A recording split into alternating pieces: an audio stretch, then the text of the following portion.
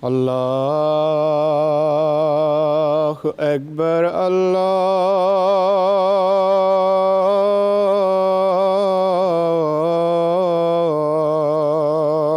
اکبر اللہ اکبر اللہ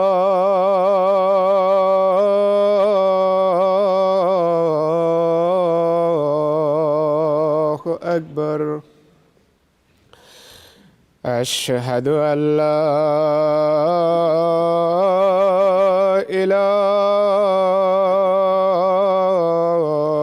إله إلا الله أشهد أن لا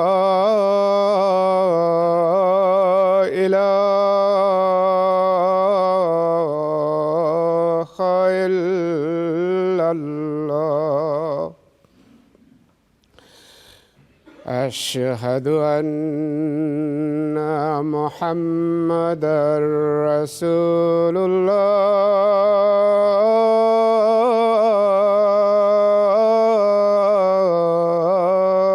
الله أشهد أن محمدًا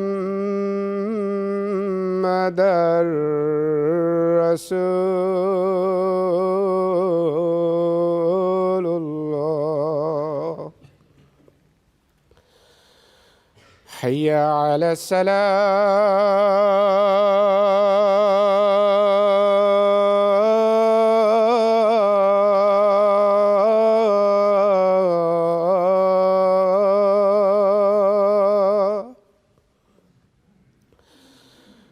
حي على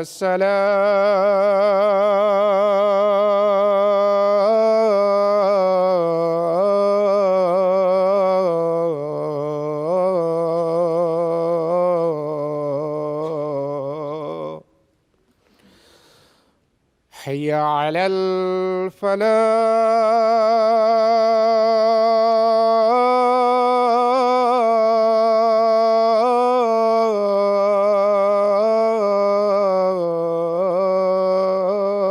الفلاح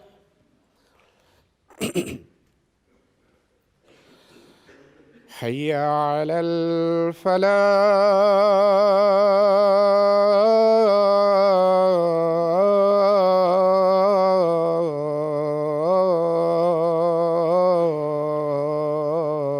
الفلاح الله أكبر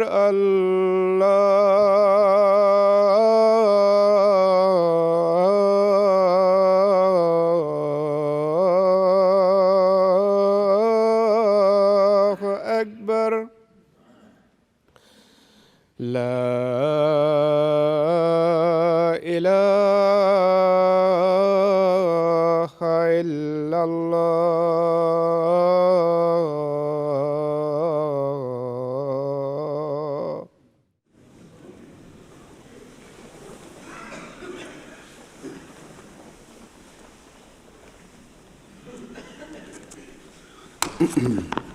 السلام علیکم ورحمۃ اللہ.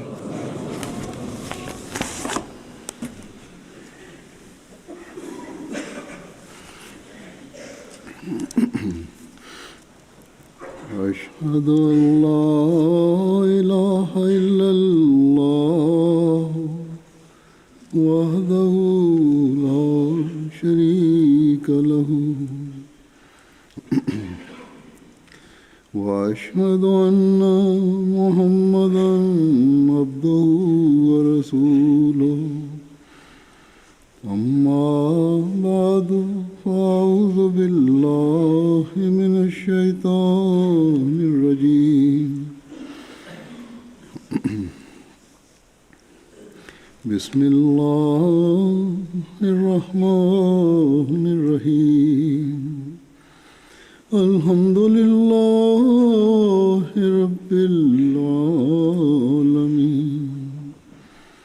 الرحمن الرحيم مالك يوم الدين نعبد وإياك نستعين اهدنا الصراط المستقيم صراط الذين أنعمت عليهم غير المغضوب عليهم ولا الضالين.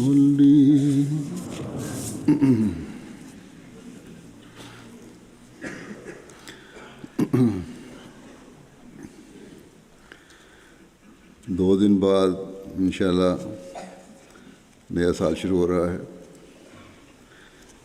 ہم مسلمان تو قمری سال سے بھی سال شروع کرتے ہیں اور یہ شمسی سال سے بھی. یہ قمری سال صرف مسلمانوں میں نہیں ہے بلکہ بہت سی قوموں میں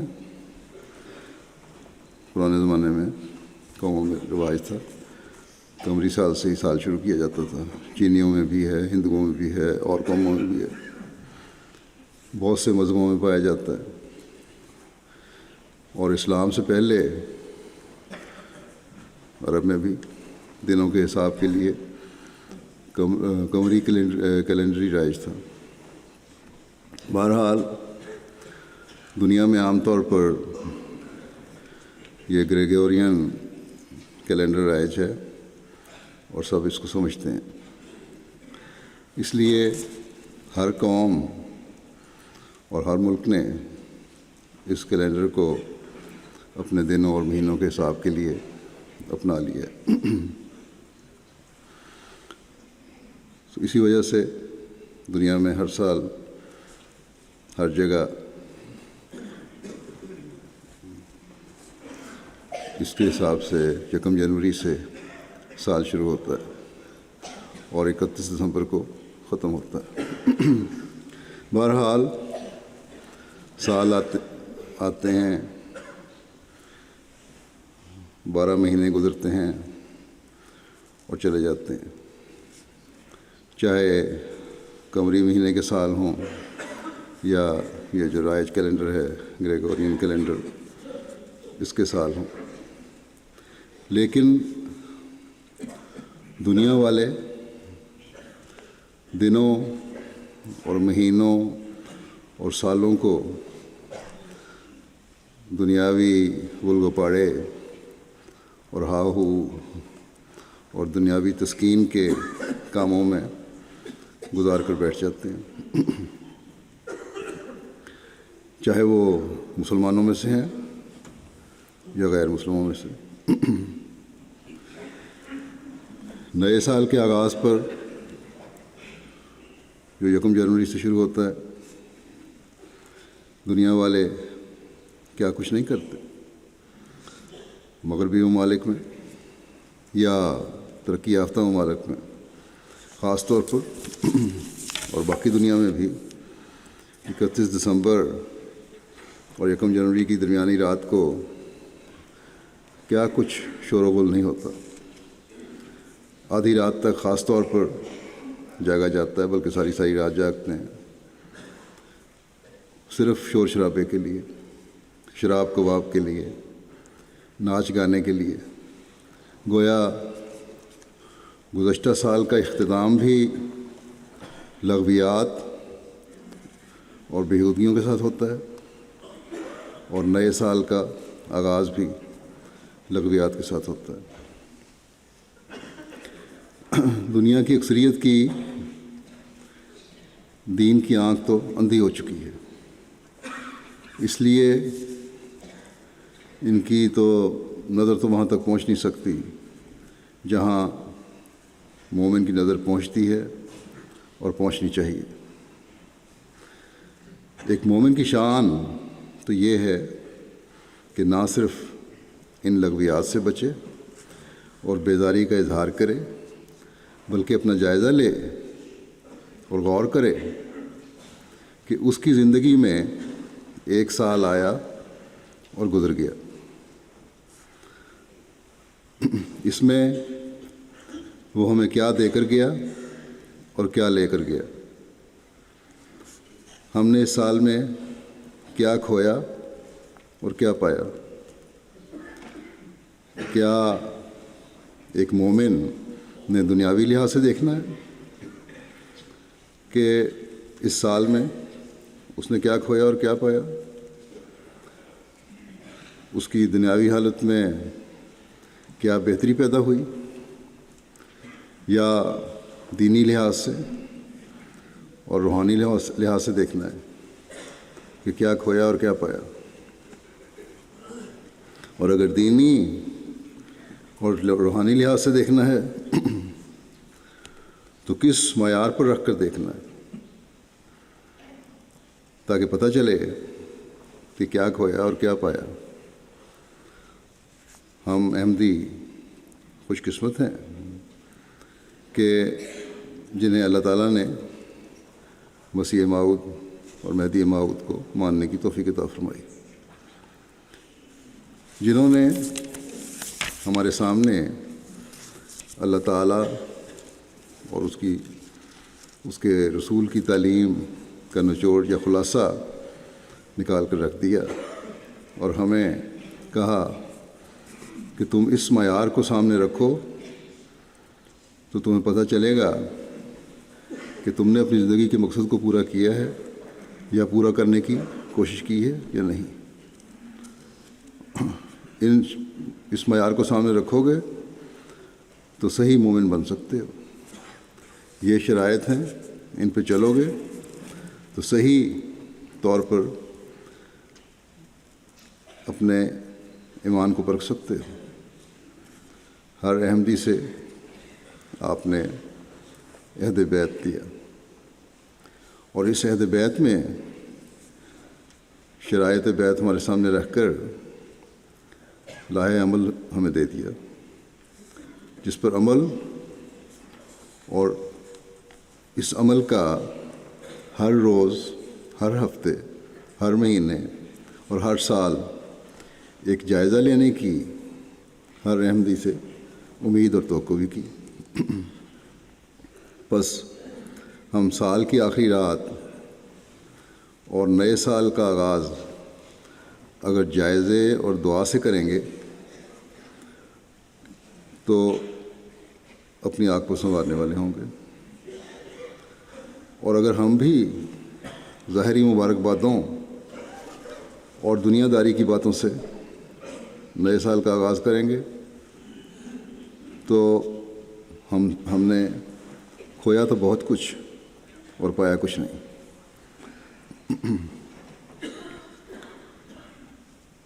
یا بہت تھوڑا پایا۔ اگر کمزوریاں رہ گئی ہیں اور ہمارا جائزہ ہمیں تسلی نہیں دے رہا یا تسلی نہیں دلا رہا تو یہ دعا ہمیں کرنی چاہیے کہ اللہ تعالیٰ ہمارا آنے والا سال گزشتہ سال کی طرح روحانی کمزوری دکھانے والا سال نہ ہو، بلکہ ہمارا ہر قدم اللہ تعالیٰ کی رضا کے حصول کے لیے اٹھنے والا قدم ہو، ہمارا ہر دن اسوہ رسول صلی اللہ علیہ وسلم پر چلنے والا دن ہو، ہمارے دن اور رات حضرت مسیح موعود علیہ الصلوۃ والسلام سے عہد بیعت نبھانے کی طرف لے جانے والے ہوں۔ وہ عہد جو ہم سے یہ سوال کرتا ہے کہ کیا ہم نے شرک نہ کرنے کے عہد کو پورا کیا؟ بتوں اور سورج چاند کو پوجنے کا شرک نہیں، بلکہ حضرت صلی اللہ علیہ وسلم کے فرمان کے مطابق وہ شرک جو اعمال میں ریا اور دکھاوے کا شرک ہے، وہ شرک جو مخفی خواہشات میں مبتلا ہونے کا شرک ہے۔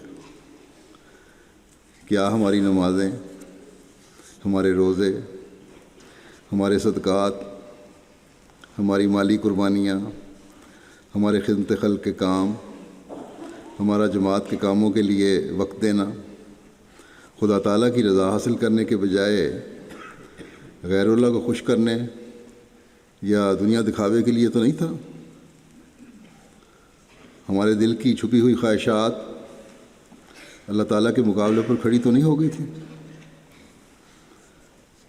اس کی وضاحت حضرت مسیح موعود علیہ السلام نے اس طرح فرمائی ہے. فرمایا کہ توحید صرف اس بات کا نام نہیں کہ منہ سے لا الہ الا اللہ کہیں اور دل میں 1000 بت جمع ہوں، بلکہ جو شخص اپنے کام اور مکر اور فریب اور تدبیر کو خدا کی سی عظمت دیتا ہے یا کسی انسان پر بھروسہ رکھتا ہے جو خدا تعالیٰ پر رکھنا چاہیے، یا اپنے نفس کو وہ عظمت دیتا ہے جو خدا کو دینی چاہیے، ان سب صورتوں میں وہ خدا تعالیٰ کے نزدیک بت پرست ہے. بس اس معیار کو سامنے رکھ کر جائزے کی ضرورت ہے.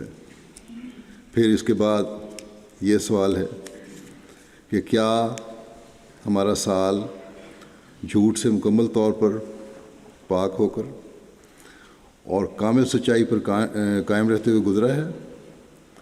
یعنی ایسا موقع آنے پر جب سچائی کے اظہار سے اپنا نقصان ہو رہا ہو لیکن پھر بھی سچائی کو نہ چھوڑا جائے.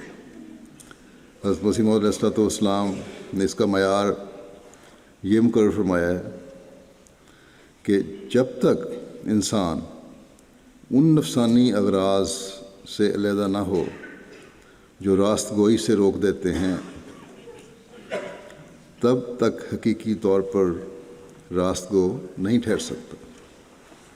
فرمایا سچ کے بولنے کا بڑا بھاری محل اور موقع وہی ہے جس میں اپنی جان یا مال یا آبرو کا اندیشہ ہو. پھر یہ سوال ہے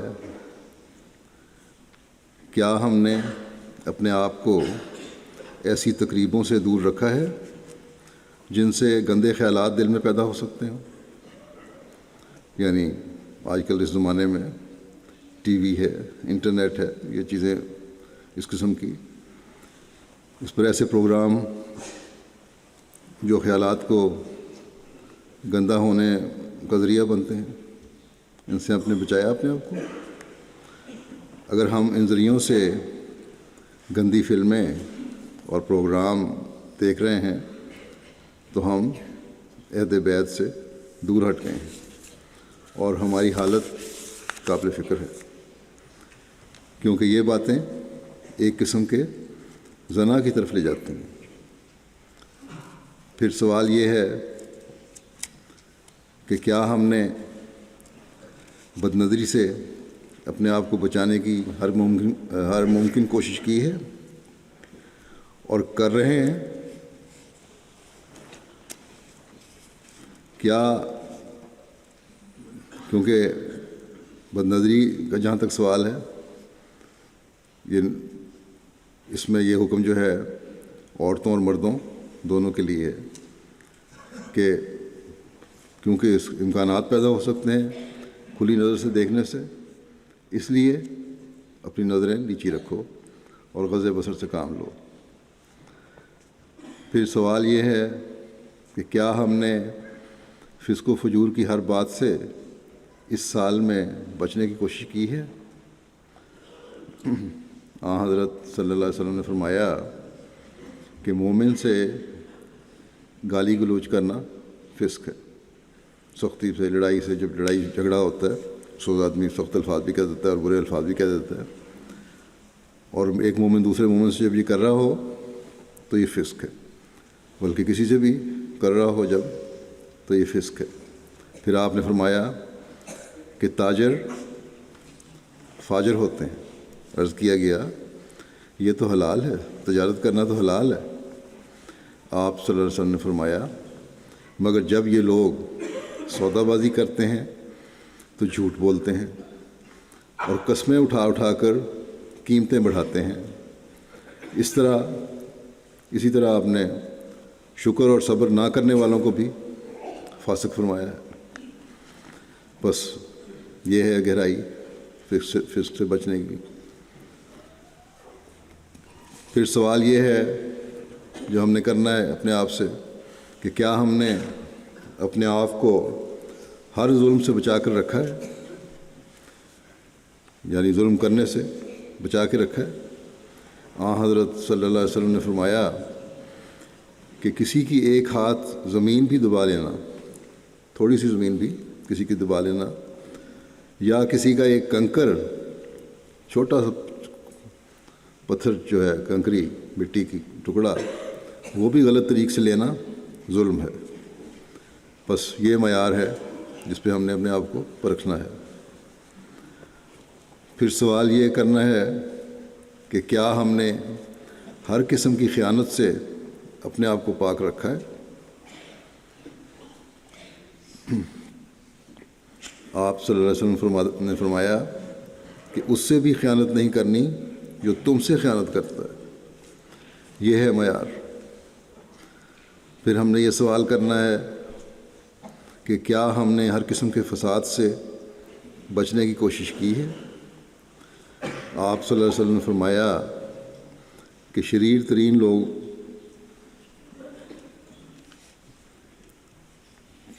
فسادی ہیں، اور یہ فسادی ہیں جو چغل خوری سے فساد پیدا کرتے ہیں۔ یہاں کی بات وہاں لگائی، ادھر سے ادھر بات پھیلائی، وہ لوگ فسادی ہیں۔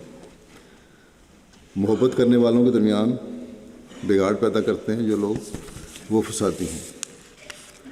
جو فرما بردار ہیں، اطاعت کرنے والے ہیں، نظام کی ہر بات کو ماننے والے ہیں، انہیں یا دین کی ہر بات کو ماننے والے ہیں، اس سے انہیں کسی غلط کام میں مبتلا کرنے کی کوشش کرتے ہیں یا گناہ میں مبتلا کرنے کی کوشش کرتے ہیں، وہ فسادی ہیں۔ بس یہ ہے معیار فساد ہونے کا اور فساد سے بچنے کا۔ پھر سوال یہ ہے کہ کیا ہر قسم کے باغیانہ رویے سے پرہیز کرنے والے ہم ہیں۔ پھر یہ سوال ہے کہ کیا ہم نے نفسانی جوشوں سے ہم نفسانی جوشوں سے مغلوب تو نہیں ہو جاتے۔ آج کل کے زمانے میں جبکہ ہر طرف بے حیائی پھیلی ہوئی ہے، ان نفسانی جوشوں سے بچنا بھی ایک جہاد ہے۔ پھر سوال یہ ہے کہ کیا ہم 5 وقت نمازوں کا التزام کرتے رہے ہیں، سال میں باقاعدگی سے پڑھتے رہے ہیں، کہ اس کی کئی جگہ اللہ تعالیٰ نے قرآن کریم میں تلقین فرمائی ہے، نصیحت فرمائی ہے، بلکہ ہدایت حکم دیا ہے۔ اور حضرت صلی اللہ علیہ وسلم نے فرمایا کہ نماز کو چھوڑنا انسان کو شرک اور کفر کے قریب کر دیتا ہے۔ پھر ہم نے یہ سوال کرنا ہے کہ کیا نماز تہجد پڑھنے کی طرف ہماری توجہ رہی، کہ حضرت صلی اللہ علیہ وسلم کا اس بارے میں ارشاد ہے کہ نماز تہجد کا التزام کرو، اس میں باقاعدگی پیدا کرنے کی کوشش کرو، یہ صالحین کا طریق ہے۔ یہ فرمایا کہ یہ قرب الہی کا ذریعہ ہے، فرمایا کہ اس کی عادت گناہوں سے روکتی ہے، فرمایا کہ برائیوں کو ختم کرتی ہے اور جسمانی بیماریوں سے بھی بچاتی ہے۔ پھر ہم نے یہ سوال کرنا ہے کہ کیا ہم حضرت صلی اللہ علیہ وسلم پر درود بھیجنے کی باقاعدہ کوشش کرتے رہے ہیں یا کرتے ہیں، کہ یہ اللہ تعالیٰ کی خاص حکموں میں سے ایک حکم ہے مومنوں کو،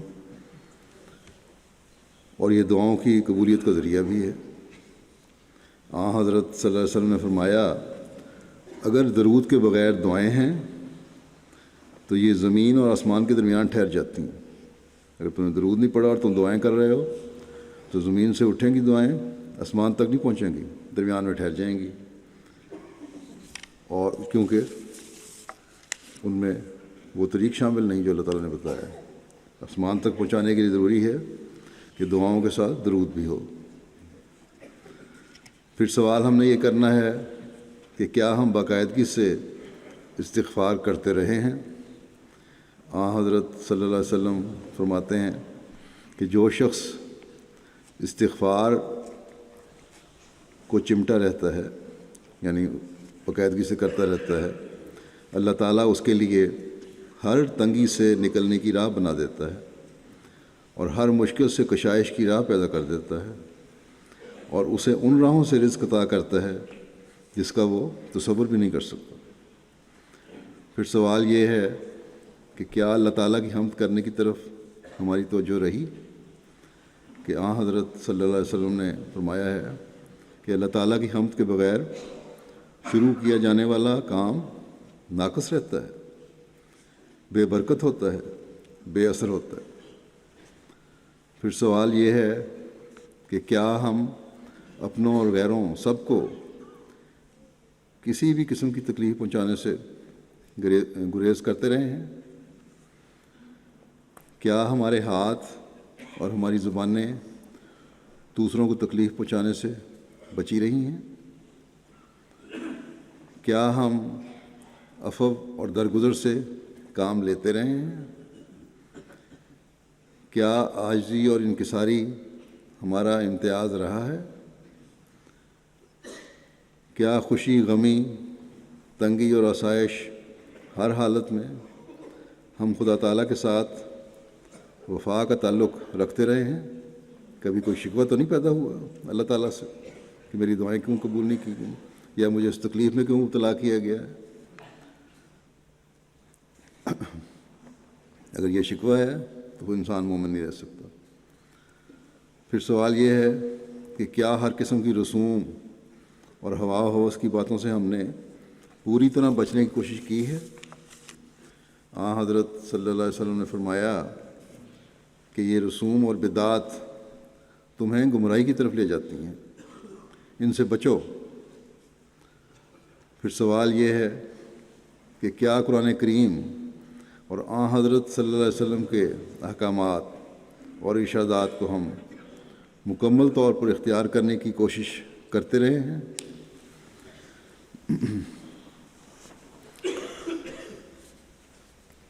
پھر یہ سوال ہے کہ کیا تکبر اور نخوت کو ہم نے مکمل طور پر چھوڑا ہے، یا اس کے چھوڑنے کے لیے کوشش کی ہے؟ کہ شرک کے بعد سب سے بڑی بلا تکبر اور نخوت ہے۔ حضرت صلی اللہ علیہ وسلم نے فرمایا کہ متکبر جنت میں داخل نہیں ہوگا، اور تکبر یہ ہے کہ انسان حق کا انکار کرے، لوگوں کو ذلیل سمجھے، ان کو حقارت کی نظر سے دیکھے اور ان سے بری طرح پیش آئے۔ پھر سوال یہ ہے کہ کیا ہم نے خوش خلقی کے اعلیٰ معیار حاصل کرنے کی کوشش کی ہے؟ کیا ہم نے حلیمی اور مسکینی کو اپنانے کی کوشش کی ہے؟ مسکینوں کا مقام حضرت صلی اللہ علیہ وسلم کی نظر میں کتنا ہے؟ حضرت صلی اللہ علیہ وسلم یہ دعا کیا کرتے تھے کہ اے اللہ، مجھے مسکینی کی حالت میں زندہ رکھ، مجھے مسکینی کی حالت میں موت دے، اور مجھے مسکینوں کے گروہ میں ہی اٹھانا۔ پھر سوال یہ ہے کہ کیا ہر دن ہمارے اندر دین میں بڑھنے اور اس کی عزت و عظمت قائم کرنے والا بنتا رہا ہے؟ دین کو دنیا پر مقدم کرنے کا عہد جو ہم اکثر دہراتے ہیں صرف کھوکھلا عہد تو نہیں رہا؟ پھر سوال یہ ہے کہ کیا اسلام کی محبت میں ہم نے اس حد تک بڑھنے کی کوشش کی ہے کہ اپنے مال پر اس کو فوقیت دی، اپنی عزت پر اس کو فوقیت دی، اور اپنی اولاد سے زیادہ اسے عزیز اور پیارا سمجھا؟ حضرت صلی اللہ علیہ وسلم نے فرمایا کہ خدا نے مجھے دین اسلام دے کر بھیجا ہے، اور اسلام یہ ہے کہ تم اپنی پوری ذات کو اللہ تعالیٰ کے حوالے کر دو، دوسرے معبودوں سے دستکش ہو جاؤ، نماز قائم کرو اور زکوٰۃ دو۔ پھر ہم نے یہ سوال کرنا ہے کہ کیا ہم اللہ تعالیٰ کی مخلوق کی ہمدردی میں آگے بڑھنے کی کوشش کرنے والے ہیں یا کرتے رہے ہیں؟ پھر یہ سوال ہے کہ اپنی تمام تر استعدادوں کے ساتھ مخلوق خدا کو فائدہ پہنچانے کی کوشش کرتے رہے ہیں۔ حضرت صلی اللہ علیہ وسلم نے فرمایا کہ تمام مخلوقات اللہ تعالیٰ کی عیال ہے، پس اللہ تعالیٰ کو اپنی مخلوقات میں سے وہ شخص بہت پسند ہے جو اس کے عیال کے ساتھ اچھا سلوک کرتا ہے اور ان کی ضروریات کا خیال رکھتا ہے۔ پھر یہ سوال ہے کہ کیا یہ دعا کرتے رہے اور اپنے بچوں کو بھی نصیحت کرتے رہے کہ حضرت مسیح موعود علیہ السلام کی اطاعت کے معیار ہمیشہ ہم میں قائم رہیں، ہم ہمیشہ آپ کی اطاعت کرتے رہیں اعلیٰ معیاروں کے ساتھ اور اس میں بڑھتے بھی رہیں۔ پھر یہ سوال ہے کیا تعلق اخوت اور اطاعت اس حد تک بڑھایا ہے ہم نے حضرت مسیح علیہ السلام سے کہ باقی تمام دنیاوی رشتے اس کے سامنے ہیچ ہو جائیں، معمولی سمجھے جانے لگیں؟ پھر یہ سوال ہے کہ کیا خلافت احمدیہ سے وفا اور اطاعت کے تعلق میں قائم رہنے اور بڑھنے کی ہم دعا کرتے رہے سال کے دوران؟ کیا اپنے بچوں کو خلافت احمدیہ سے وابستہ رہنے اور وفا کا تعلق رکھنے کی طرف توجہ دلاتے رہے اور اس کے لیے دعا کرتے رہے کہ ان میں یہ توجہ پیدا ہو؟ پھر سوال یہ ہے کہ کیا خلیفہ وقت اور جماعت کے لیے باقاعدگی سے دعا کرتے رہے؟ اگر تو اکثر سوالوں کے مثبت جواب کے ساتھ یہ سال گزرا ہے تو کچھ کمزوریاں رہنے کے باوجود ہم نے بہت کچھ پایا۔ اگر زیادہ جواب نفی میں ہیں، اتنے سوال میں نے اٹھائے ہیں، تو پھر قابل فکر حالت ہے، ہمیں اپنی حالتوں پر غور کرنا چاہیے۔ اور اس کا مداوع اسی طرح ہو سکتا ہے کہ ان راتوں میں یہ دعا کریں، آج کی رات بھی ہے اور کل آخری رات ہے، اور مصمم ارادہ کریں اور ایک عہد کریں اور خاص طور پر نئے سال کے بعد میں یہ دعا کریں کہ اللہ تعالیٰ ہماری گزشتہ کوتاہیوں اور کمیوں کو معاف فرمائے اور نئے سال میں ہمیں زیادہ سے زیادہ پانے کی توفیق دے، ہم کھونے والے نہ ہوں اور ہم ان مومنین میں شامل ہوں جو اللہ تعالیٰ کی رضا کے حصول کے لیے اپنا سب کچھ قربان کرنے کے لیے تیار رہتے ہیں۔ حضرت مسیح موعود علیہ السلام کا ایک اقتباس پیش کرتا ہوں جس میں آپ نے اپنی جماعت کو نصائح فرمائی اور ایک اشتہار کی صورت میں اسے شائع فرمایا تھا۔ آپ نے فرمایا کہ میری تمام جماعت جو اس جگہ حاضر ہے یا اپنے مقام میں بود و باش رکھتے ہیں، اس وصیت کو توجہ سے سنیں کہ وہ جو اس سلسلے میں داخل ہو کر میرے ساتھ تعلق ارادت اور مریدی کا رکھتے ہیں، اس سے غرض یہ ہے کہ تا وہ نیک چلنی اور نیک بختی اور تقویٰ کے اعلیٰ درجے تک پہنچ جائیں اور کوئی فساد اور شرارت اور بد چلنی ان کے نزدیک نہ آ سکے۔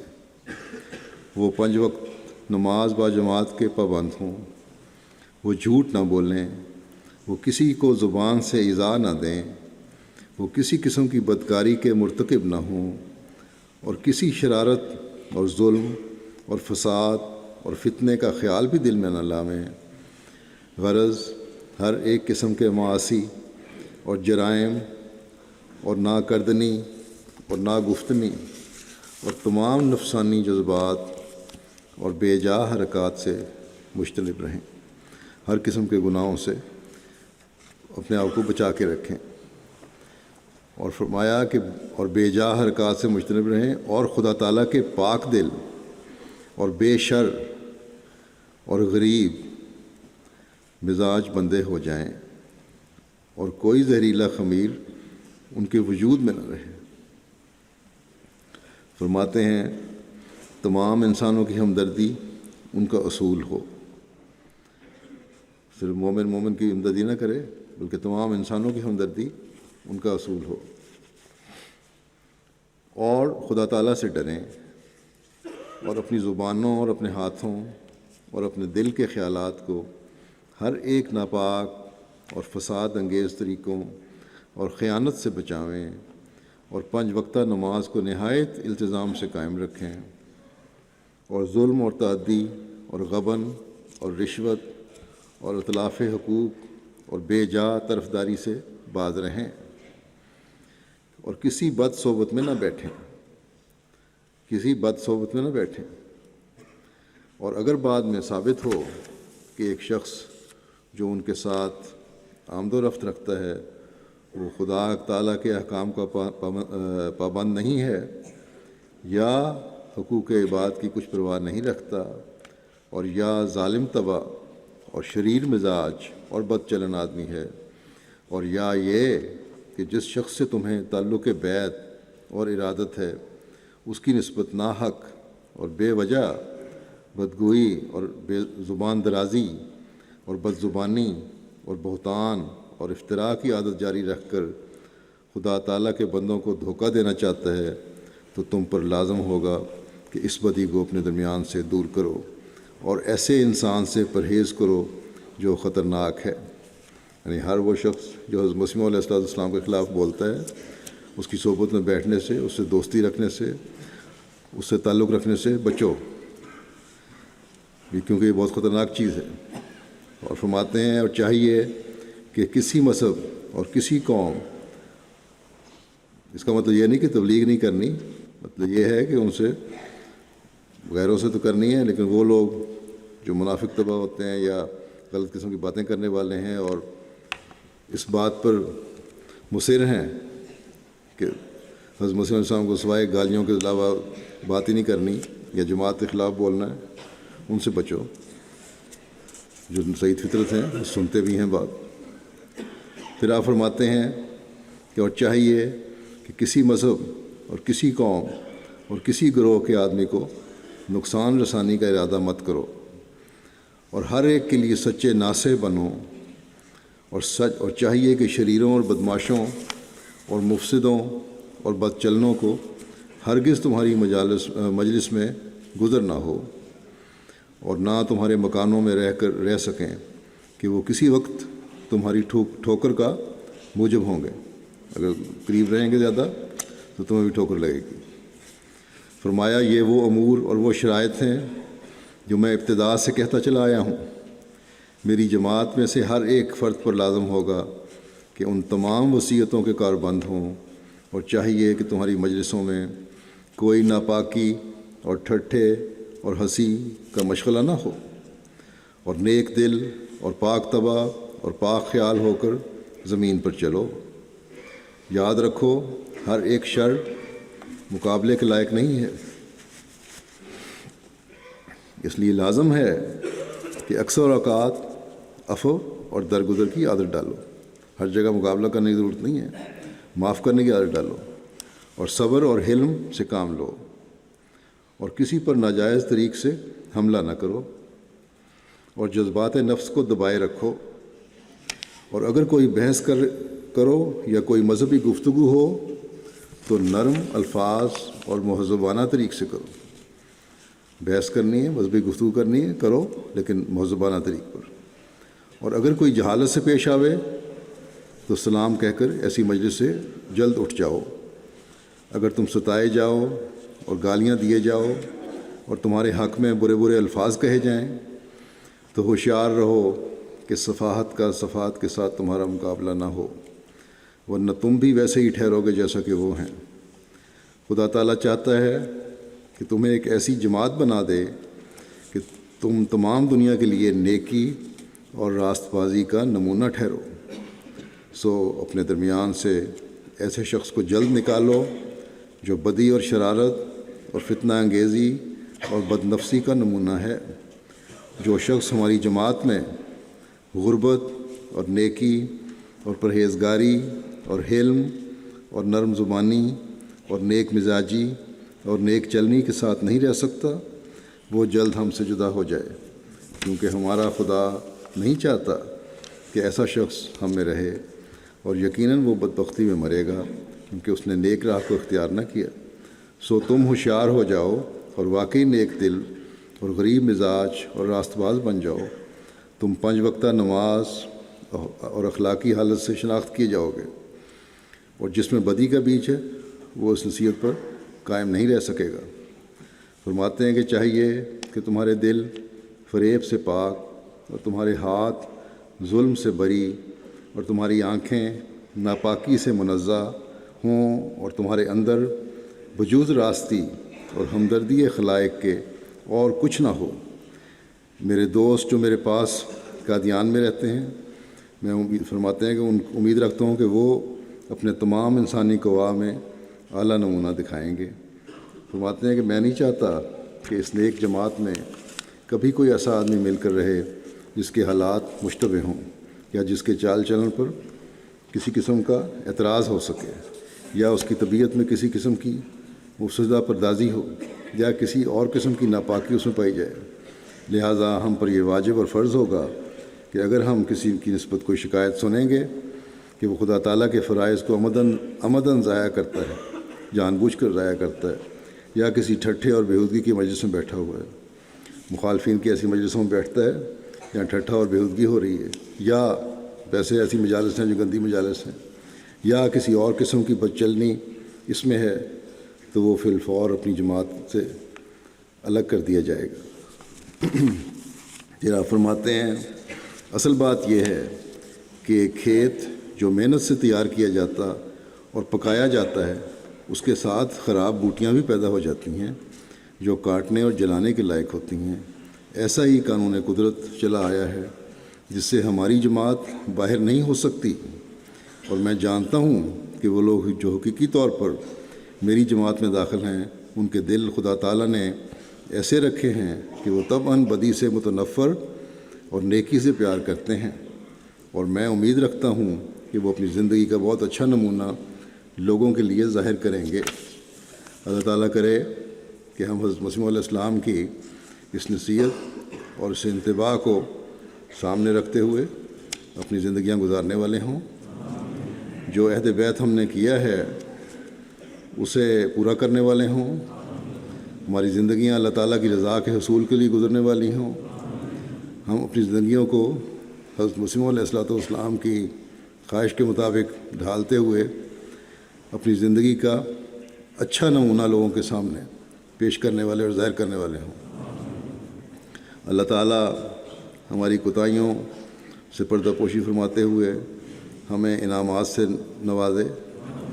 حضرت مسیح علیہ السلام کی جماعت کے لیے جو کامیابیاں مقدر ہیں وہ ہمیں دکھائے۔ نیا چڑھنے والا سال برکتوں کو لے کر آئے اور دشمن کے منصوبے ناکام و نامراد ہوں، جس میں منصوبہ بندی میں یہ بڑھتے چلے جا رہے ہیں ہم جماعت کی مخالفت میں۔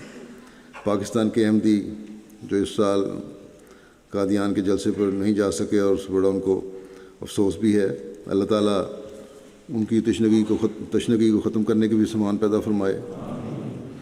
الجزائر کے احمدیوں کی مشکلات بھی دور فرمائے، ان میں سے بھی بعضوں میں غلط مقدمے ہیں اور جیلوں میں اس وقت اسیر بنے ہوئے ہیں، جیلوں میں ان کو رکھا ہوا ہے۔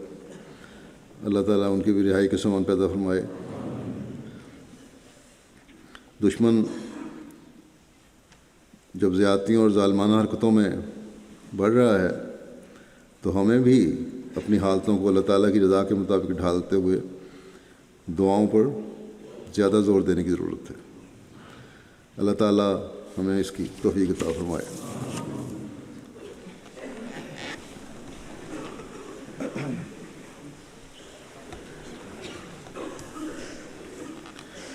الحمد للہ نحمدہ ونستغفره ونؤمن به ونتوكل عليه ونعوذ بالله من شرور أنفسنا ومن سيئات أعمالنا من يهده الله فلا مضل له ومن يضلل فلا هادي له ونشهد أن لا إله إلا الله ونشهد أن محمدا عبده ورسوله عباد الله رحمكم الله إن الله يأمر بالعدل والإحسان وإيتاء ذي القربى وينهى عن الفحشاء والمنكر والبغي يعظكم لعلكم تذكرون اذكروا الله يذكركم وادعوه يستجب لكم ولذكر الله أكبر